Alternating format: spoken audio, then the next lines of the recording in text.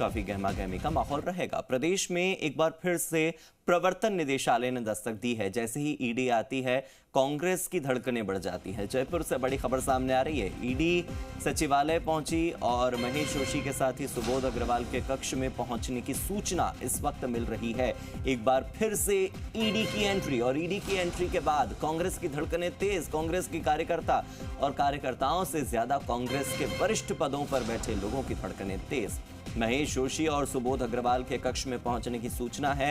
एक तरफ महेश जोशी जो टिकट की आस लगाए बैठे हैं, एक तरफ जो मंत्री पद पर रहने के बाद भी अब तक टिकट फाइनल न हो पाने का दंश झेल रहे हैं, दूसरी तरफ एनफोर्समेंट डायरेक्टोरेट की कार्रवाई से उनकी स्थिति जो है, उनकी जो आफत है, वो आने वाले समय में और बढ़ सकती है। हालांकि ये केवल एक सामान्य जांच है या इस जांच के पीछे कुछ और वजह है। ईडी की ओर से की जा रही कार्रवाई के पीछे क्या कारण हो सकता है और किस आधार पर सचिवालय पहुंची है ईडी की टीम, ये जानना बहुत जरूरी है। सुबोध अग्रवाल के कक्ष में भी ईडी की टीम के पहुंचने की सूचना है और महेश जोशी और सुबोध अग्रवाल ये वो दो लोग हैं जिनके जो दस्तावेज हैं, जिनके दफ्तर खंगाले जा रहे हैं। एसीएस सुबोध अग्रवाल के दफ्तर में दस्तावेजों की जांच चल रही है। मेरे सहयोगी शशि मोहन का रुख कर लेते हैं सीधे। शशि मोहन, अब महेश जोशी एक तरफ जहां टिकट न मिलने का दंश झेल रहे हैं, तो दूसरी तरफ ईडी की एंट्री और ईडी की जांच, क्या लगता है आफत और बढ़ेगी? हार्दिक, ईडी की जांच पहले से चल रही थी और जहां तक टिकट की प्रक्रिया है, वो टिकट भी अभी इंतजार में है। हालांकि पार्टी ने अभी घोषित नहीं किया है, लेकिन ईडी की जांच का दायरा लगातार बढ़ता हुआ दिख रहा है और अलग अलग जगह, अलग अलग समय, अलग अलग ठिकानों पर ईडी पिछले दिनों जांच कर चुकी है। ये मामला जल जीवन मिशन से जुड़ा हुआ है और जल जीवन मिशन योजना को लेकर के पहले केंद्रीय मंत्री भी सवाल उठा चुके हैं कि राजस्थान में प्रगति पर्याप्त नहीं है। जो 28,000 करोड़ रुपया दिया गया, उसके मुकाबले राजस्थान कहां पर खड़ा है, और राजस्थान में जो काम हुआ उस काम की गुणवत्ता को लेकर पूर्व में जो किरोड़ी लाल मीणा ने सवाल उठाए, ईडी में शिकायत की, उसके बाद जांच तेज हुई और ये जांच बढ़ती बढ़ती अलग अलग ठेकेदारों की कंपनियों के ऊपर जांच हुई और इसमें बड़ाया की जो कंपनी थी उसकी क्या हिस्सेदारी रही और जिस तरीके से फर्जी सर्टिफिकेट मिला बेंगलोर का उस कंपनी के अनुभव प्रमाण पत्र का, उसके बाद से ईडी की जांच और तेज होती गई। पिछले दिनों रिटायर्ड आरएएस के घर पे भी कार्रवाई हुई, उनके ठिकानों पर भी कार्रवाई हुई और इस कार्रवाई में पैसा भी मिला है, सोना भी मिला है, लेकिन उसकी क्या कैलकुलेशन रही है, क्या दस्तावेज रहे हैं, अभी तक ये सारी चीजें सामने उजागर नहीं हुई हैं कि जिन लोगों के ठिकानों से ये पैसा और नकदी और सोना मिला है, उन्होंने क्या इसे वैधानिक तरीके से अर्जित किया है, इस बारे में उन्होंने पूरी जानकारी नहीं दी है। बहरहाल मंत्री महेश जोशी के दफ्तर पहुंची है ईडी, यही खबर है, और एसीएस सुबोध अग्रवाल के दफ्तर की भी जांच हो रही है। हालांकि इससे पहले कांग्रेस के नेता कहते रहे हैं कि ईडी कहीं भी कुछ भी जांच कर ले, ईडी सिर्फ चुनावों में आ रही है और मल्लिकार्जुन खड़गे भी ईडी को। शशि मोहन, लेकिन इससे पहले तो जलदाय विभाग के चीफ इंजीनियर केडी गुप्ता की हम बात कर लें, या चीफ इंजीनियर स्पेशल प्रोजेक्ट तो दिनेश गोयल हैं, उनका अगर जिक्र कर लें, या फिर संजय अग्रवाल का भी मैं जिक्र कर लूं, तो इन लोगों तक जांच की आंच पहुंची थी। अब सीधे एसीएस तक और सीधे मंत्री तक चीजें पहुंच रही है। मंत्री के कक्ष में घुसना, वहां पर जाकर दस्तावेज खंगालना, ये कोई मुझे छोटी बात या आसान बात नजर नहीं आती है। अभी तक जांच चल रही थी, वो ठीक है, लेकिन जांच का दायरा इतना बढ़ जाएगा कि सीधे मंत्री के कक्ष तक पहुंच जाएगा और सीधे अब मंत्री ही चपेट में इसके आने वाले हैं, ऐसा नजर आ रहा है। ठीक है, आरोप तो लगते रहेंगे कि पूरा राजनीतिक मामला है, लेकिन बावजूद इसके जांच का दायरा तो बढ़ा है ना। हार्दिक, जांच का दायरा बढ़ा है, इसमें कोई दो राय नहीं है। और फिर चाहे मंत्री हो या चाहे कोई एसीएस हो, अगर जांच एजेंसी सक्षम है तो वो जांच कर सकती है और वो जहां जहां उसको लगेगा कि कहां कहां लिंक बैठ सकता है, कहां कहां से कुछ दस्तावेज मिल सकते हैं, वो हर उस जगह की तलाश करेगी, हर उस जगह की जांच करेगी। लेकिन वारंट लेना होता है जांच का, एक प्रक्रिया होती है, उस प्रक्रिया की पालना के तहत कुछ समय लग सकता है। लेकिन सवाल ये है कि जब जल जीवन मिशन में इतने समय से ईडी एक्शन ले रही है और अब एसीएस और मंत्री के दफ्तर पहुंची है, तो क्या इतने समय में अगर कोई दस्तावेज होंगे तो वो वहां सुरक्षित रहेंगे? पिछले दिनों हमारे सहयोगी भरतराज ने खबर दिखाई कि जब चुनावों की आचार संहिता लगी, तारीखों का ऐलान हुआ, तो सचिवालय में कई जगह मंत्रियों के दफ्तरों में कागज फाड़े गए। दरअसल ये जो डिजायर होती है अलग अलग जगह से आई हुई होती है, और कुछ जो गोपनीय दस्तावेज होते हैं जो जिनको ये माना जाता है कि किसी दूसरे के हाथ नहीं लगने चाहिए, उनको हटाया जाता है। हाँ। तो ऐसे में उन दस्तावेजों को हटाने के समय क्या ये दस्तावेज नहीं हटाए गए होंगे, ये सवाल उठता है। तो कोई मंत्री है या कोई एसीएस है, इस नाते उस तक जांच नहीं पहुंचेगी, ये उसके लिए कोई सेफ गार्ड नहीं हो जाता। जांच एजेंसी सक्षम है तो मंत्री तक भी पहुंचेगी और आईएएस तक भी पहुंचेगी, और अगर कोई ऑल इंडिया सर्विसेज का ऑफिसर है, चाहे वो किसी भी रैंक पर हो, तो उस तक भी पहुंचेगी। आपको ध्यान होगा चेन्नई में पहले कार्रवाई हुई जब नोटबंदी के बाद में, तो तत्कालीन चेन्नई के चीफ सेक्रेटरी के घर से। शशि मोहन, आपको माफी के साथ रोकना चाहूंगा, मेरे साथ मंत्री महेश जोशी जी खुद जुड़ गए हैं, सीधे उन्हीं का रुख कर लेते हैं, उनसे जानने की कोशिश करते हैं कि वो इस कार्रवाई को कैसे देखते हैं। महेश जी, सबसे पहले तो बहुत बहुत स्वागत है आपका जी राजस्थान के मंच पर। सर, आपके दस्तावेज खंगालने के लिए ईडी की टीम पहुंची है, पहले तो ये बताइए कि इसमें कितनी सच्चाई है, और दूसरी बात, इस कार्रवाई को आप कैसे देखते हैं? अरे मुझे कोई जानकारी नहीं, मैं घर पे हूँ। आप मुझसे पहले व्यक्ति हैं जो पूछ रहे हैं ईडी की कार्रवाई के बारे में, लेकिन जांच एजेंसी है, वो अपना काम करे, निष्पक्ष तरीके से करे। हमसे जो सहयोग बन पड़ेगा वो सहयोग करेंगे। इससे पहले जो ईडी ने अलग अलग कार्रवाई की और कई लोगों के यहाँ से सोने की ईंटें मिली हैं, कई लोगों के बैंक खातों से करोड़ों रुपया मिला है, जो कैश मिला है, उस सब के बारे में आप क्या कहना चाहेंगे? क्योंकि कहीं ना कहीं वो भी जल जीवन मिशन से जुड़े लोग हैं। एक ही बात है। हाँ जी, किसी दबाव में काम नहीं करे, निष्पक्ष होकर काम करे और निर्दोष को परेशान नहीं करे और दोषी को छोड़े नहीं। आपको क्या लगता है कि ईडी अभी तक जो कार्रवाई कर रही है उसमें जिन जिन पर कार्रवाई हुई है वो निर्दोष रहे हैं, या फिर आपके अनुसार आपको भी लगता है कि हाँ कुछ तो किया ही था इसीलिए कार्रवाई हुई है? आपको निष्पक्ष जांच नजर आ रही है? अब तक नहीं आ रही है? अभी सारी सच्चाई जांच में आ जाएगी सामने। नहीं, जांच में तो आई जाएगी, वो तो ईडी का काम है। मैं तो आपसे पूछ रहा हूँ सर। नहीं होती, जांच में सामने आ जाएगी, जो भी सच्चाई सामने आ जाएगी। अरे आपकी सोच क्या है? मैं तो आपसे आपकी सोच जानना चाह रहा हूँ महेश जी।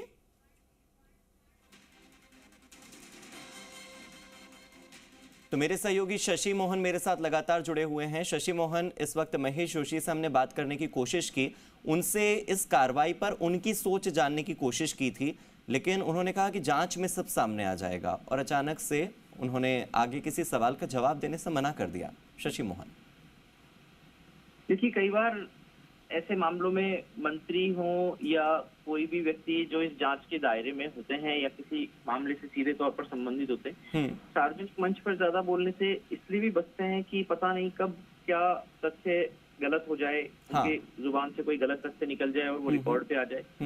हो सकता है इसलिए काट दिया। और दूसरी सवाल ये भी होता है कि जब कोई चीज छुपानी होती है तब भी ऐसा किया जा सकता है। और तीसरी बात यह है कि आपके पास में अगर उत्तर नहीं है इस चीज का तब भी ऐसी बात की जा सकती है।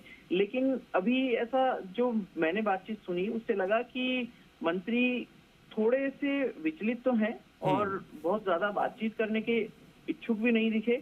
लेकिन और ये जो कार्रवाई की सूचना की बात कर रहे हैं कि उन्हें सूचना नहीं है कार्रवाई की, ये सवाल खड़े करता है कि क्या आचार संहिता लगते ही स्टाफ इस कदर दूरी बना लेता है कि मंत्री को जरूरी घटनाक्रम की सूचना देना भी ठीक नहीं समझता।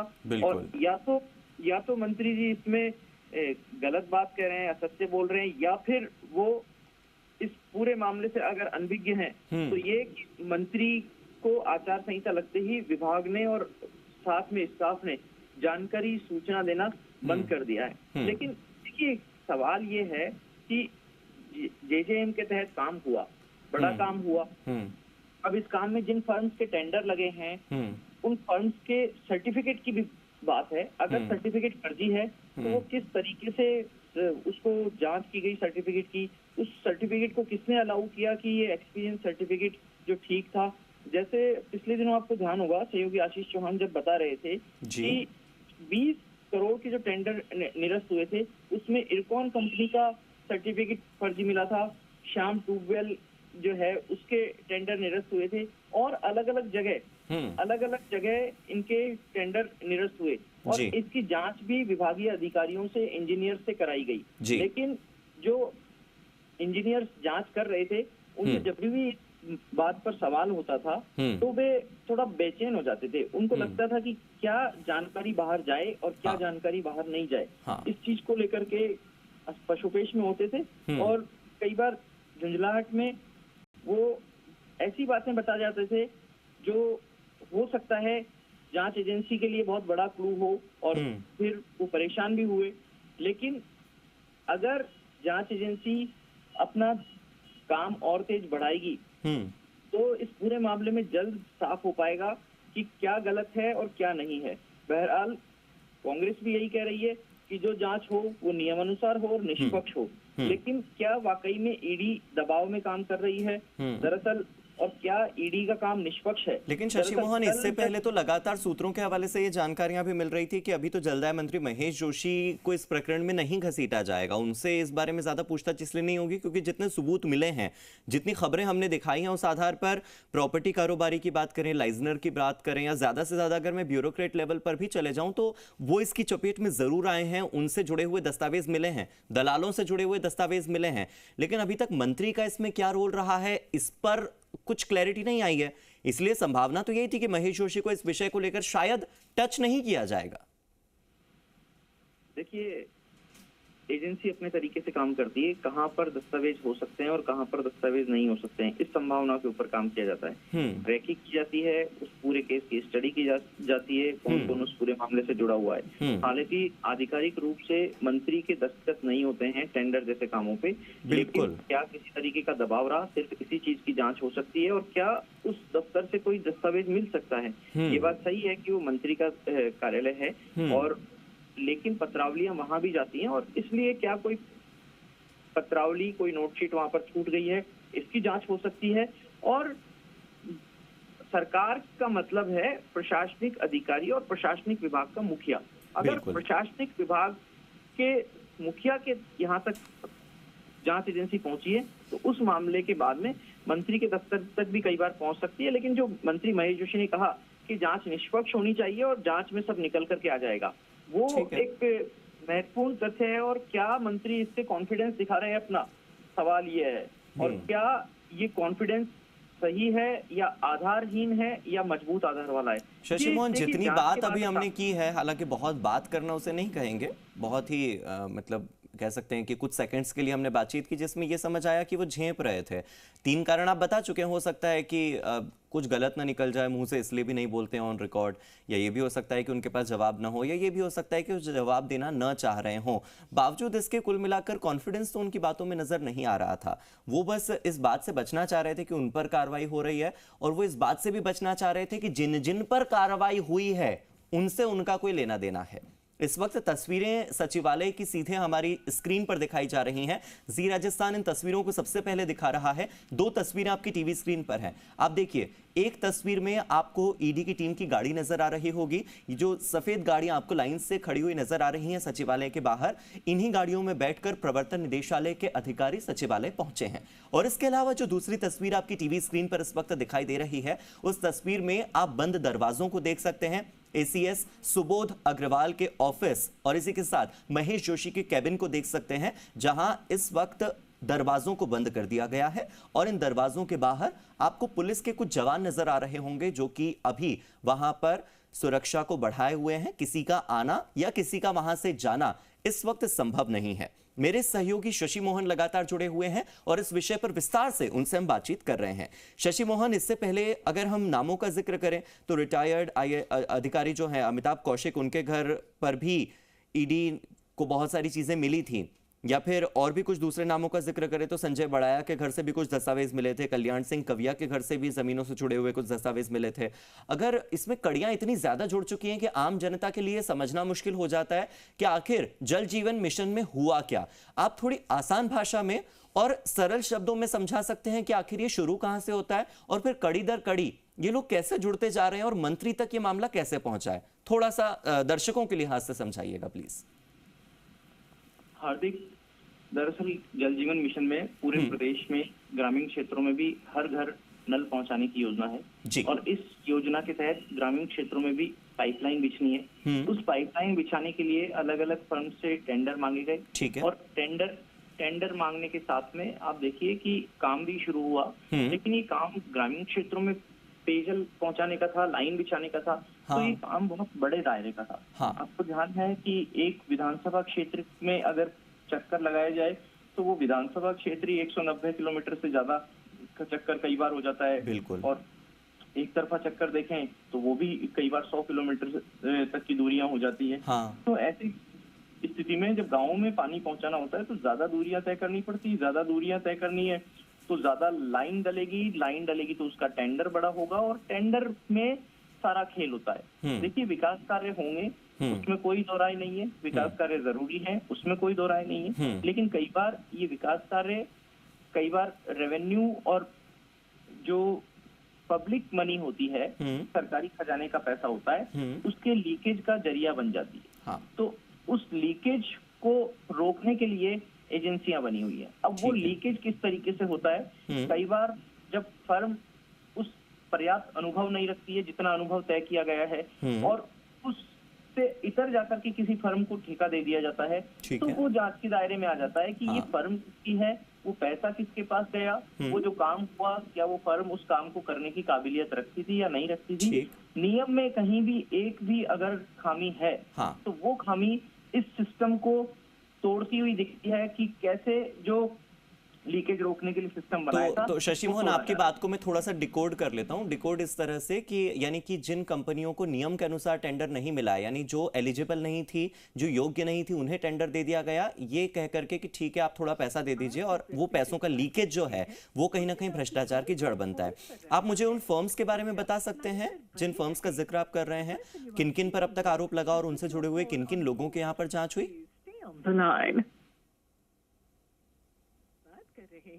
उसने आपकी तो मेरे सहयोगी शशि मोहन से जुड़ने की फिर से हम कोशिश करते हैं। इसी बीच जो तस्वीरें सबसे पहले जी राजस्थान आपको दिखा रहा है, ये तस्वीरें हैं सचिवालय की। एक तस्वीर सचिवालय के भीतर की है और आप देखिए ये भीतर की तस्वीर इस वक्त आपकी टीवी स्क्रीन पर आपको नजर आ रही होगी, जहां पर दरवाजे बंद हैं।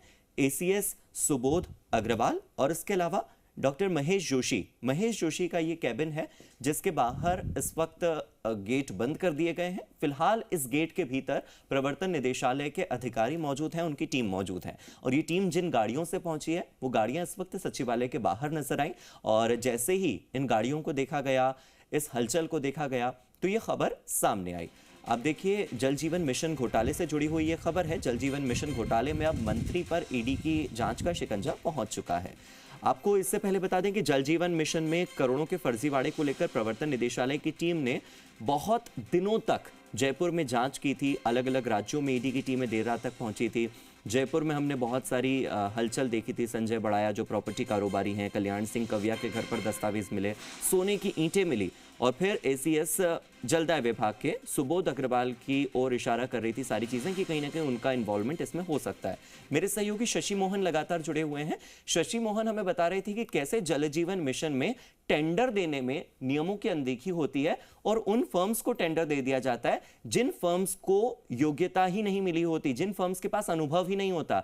तो नियम को ताक पर रखकर क्यों अधिकारी उन फर्म्स को टेंडर देते हैं, उसके पीछे कहीं ना कहीं पैसों का लेन देन हो सकता है। ये जानकारी जल जीवन मिशन के भ्रष्टाचार में सामने आई। इस घोटाले में यही आरोप लगे। शशि मोहन, मैं आपसे उन फर्म्स का नाम जानना चाह रहा था, उन फर्म से जुड़े हुए लोगों का नाम जानना चाह रहा था जिन पर अभी तक कार्रवाई हुई है, ताकि हम कड़ियां जोड़ सकें आगे।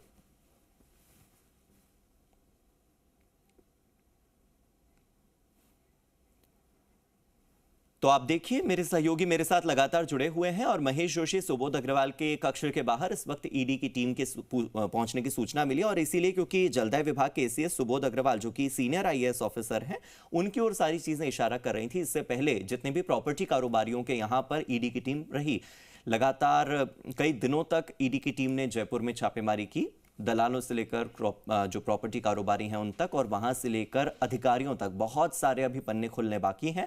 फिलहाल यहां रुकते हैं एक छोटे से ब्रेक के लिए, लेकिन इस खबर पर हम पल पल की अपडेट आपको देते रहेंगे। अपडेट्स के लिए आप जुड़े रहिए जी राजस्थान के साथ।